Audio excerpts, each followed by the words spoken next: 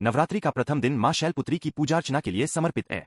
मां शैलपुत्री का जन्म पर्वतराज हिमालय के घर हुआ, इसलिए इन्हें शैलपुत्री कहा गया। ये शक्ति का प्रथम और मूल रूप मानी जाती है। पौराणिक कथाओं के अनुसार मां पार्वती ने शक्ति का जो प्रथम अवतार धारण किया वह मां शैलपुत्री का ही था। पौराणिक कथा। एक समय की बात है, ब्रह्मांड की रक्षा के लिए जब शक्ति ने अवतार लिया तब वे सती के रूप में प्रकट हुईं।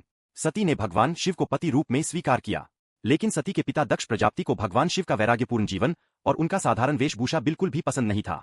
दक्ष ने एक भव्य यज्ञ का आयोजन किया और उसमें सभी देवताओं, ऋषियों, ब्रह्मर्षियों को आमंत्रित किया, परंतु भगवान शिव और सती को निमंत्रण नहीं भेजा। सती ने जब यह जाना तो उन्होंने शिवजी से आग्रह किया कि उन्हें अपने पिता के यज्ञ में जाना चाहिए। शिवजी ने उन्हें रोकते हुए कहा कि बिना बुलाए वहां जाना उचित नहीं होगा, क्योंकि वहां उनका और मेरा अपमान ही होगा। लेकिन सती को लगा कि पुत्री होने के नाते उन्हें अपने मायके जाना ही चाहिए। वे अपने पिता के यज्ञ में पहुंचीं। वहां जाकर उन्होंने देखा कि पूरे यज्ञ में शिवजी के लिए न तो कोई आसन था, न ही किसी देवता ने उनका सम्मान किया। उल्टा उनके पिता दक्ष ने भगवान शिव का अपमान करते हुए कई कटु वचन कहे। यह अपमान सती से सहन नहीं हुआ। क्रोध और वेदना से व्याकुल होकर उन्होंने उसी समय यज्ञ की अग्नि में आत्मदाह कर लिया।